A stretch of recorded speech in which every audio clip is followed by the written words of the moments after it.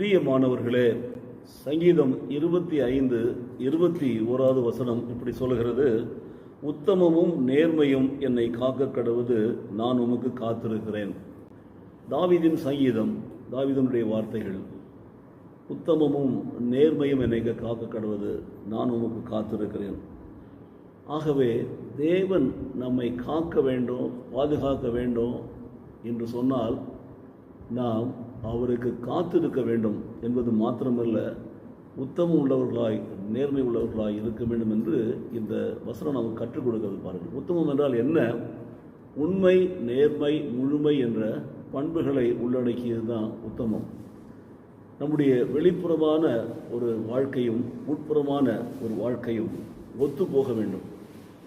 உள்ளான நம்முடைய குணங்கள், பண்புகள் எல்லாம் நம்முடைய வெளியரங்கமான வாழ்க்கையில் வெளிப்பட வேண்டும். வெளியிலே போலியாக நாம் உண்மை உள்ளவர்களாக, நேர்மை உள்ளவர்களாக மாயமானமாக நடந்துவிட்டு ஒரு நாள் நம்முடைய உண்மையான வாழ்க்கையை வெளிப்படுத்துகிற பொழுது நாம் வெட்கப்பட வேண்டியதாக இருக்கும். பாருங்கள், ஆகவே தான் சங்கீதக்காரன் இந்த உத்தமத்தை குறித்து இதில் மிக உன்னதமான ஒரு காரியத்தை சொல்லுகிறான். பாருங்கள், என்ன சொல்லுகிறான்?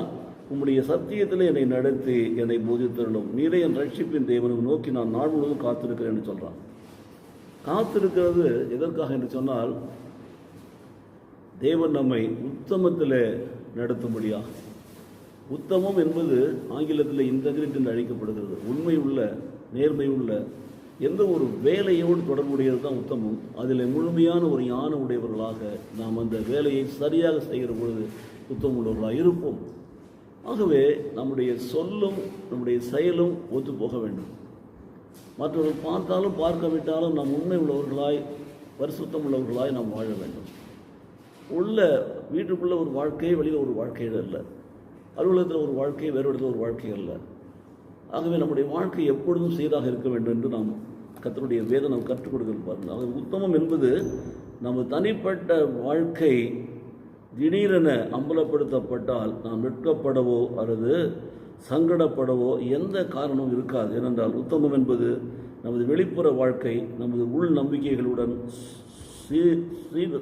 சீர்பொருந்தப்படுகிறது என்று சொல்லி பிலிகிரகம் சொல்லுகிறார். ஆகவே வேஷதாரிகளாக அல்ல, உண்மையிலேயே உண்மை உள்ளவர்களாக, உத்தமம் உள்ளவர்களாக, தொழிலில் காரியத்தில் கற்றுக்கொண்டு முழுமையாக செயல்களாக வாழ்வோம் என்று சொன்னால் கர்த்தர் நம்மை ஆசீர்வதிப்பார், நம்மை காப்பாற்றுவார், நம்மை உயர்த்துவார், நம்மை மேன்மைப்படுத்துவார். நாம் வாழும் நாளெல்லாம் கர்த்தருடைய சன்னிதானத்திலே நாம் ஆசீர்வதிக்கப்பட்ட பிள்ளைகளாக இருப்போம். ஆகவே உத்தமமும் நேர்மையும் என்னை காக்க கடவுகிற சங்கீதக்காரனைப் போல நாமும் தேவனிடத்தில், ஆண்டவரே, ஒவ்வொரு நாளும் உத்தமம் உள்ளவர்களாய் உண்மை உள்ளவர்களாய் நடக்க எங்களை நடத்தும் சுவாமி. எங்கேயுமே ஆண்டவரே எங்களுடைய உட்புறமான குணங்கள், எங்களுடைய உண்மையான ஆண்டவரே சோத்திர பண்புகள் வெளிப்படும்படியாக எங்கள் செயலிலே எங்களை நடத்தியர்கள். அப்பொழுது நாங்கள் நாமத்திற்கு சாட்சியுள்ள பிள்ளைகளாக இருப்போம். மாத்திரமல்ல, அந்த உத்தமமும் அந்த உண்மையும் அந்த நேர்மையும் எங்களை காக்கும். அந்த ஆசீர்வாதத்துக்காக தான் நாங்கள் காத்திருக்கிறோம். ஒவ்வொரு நாளும் காத்திருக்க வேண்டும், கர்த்தருடைய வழிநடத்துதலுக்காக, கர்த்தர் உத்தமத்தை நடத்தும்படியாகும். வார்த்தையில், செயலில், சொல்லில் எல்லாவற்றிலும் உண்மை உள்ளவர்களாய் வாழ்கிற பொழுது கர்த்தர் நாம் மகிமைப்படுகிறது, கர்த்தர் நம்மை பாதுகாக்கிறார், கர்த்தர் நம்மை உயர்த்துகிறார். ஜெபிப்போமா? நேசிக்கிற நல்ல பிதாவே, நன்றி நிறைந்த உள்ளதோடு நாங்கள் போய் துதிக்கிறோம், சோதரிக்கிறோம். எங்கள் வாழ்க்கையில் ஆண்டவரே உத்தமம் உள்ள பிள்ளைகளாய், உண்மை உள்ள பிள்ளைகளாய் வாழ கர்த்தர் கடலை எங்களை அர்ப்பணித்து நாங்கள் ஜெபிக்கிறோம் சுவாமி. ஒவ்வொரு நாளும் இப்படியாக அர்ப்பணித்து நாங்கள் ஒவ்வொரு நாளும் எல்லாவற்றிலும் உண்மை உள்ளவர்களாய் நடந்து நாங்கள் ஆண்டவரே நாமத்துக்கு சாட்சியாய் வாழ்ந்து உண்மை கனப்படுத்தி அதே நேரத்தில் கர்த்தர் எங்களை மேன்மைப்படுத்தும்படியாக தாழ்ச்சி ஒப்பு கொடுத்து நாங்கள் ஜெபிக்கிறோம். இயேசு கிறிஸ்து நாமத்திலே பிதாவே, ஆமென், ஆமென்.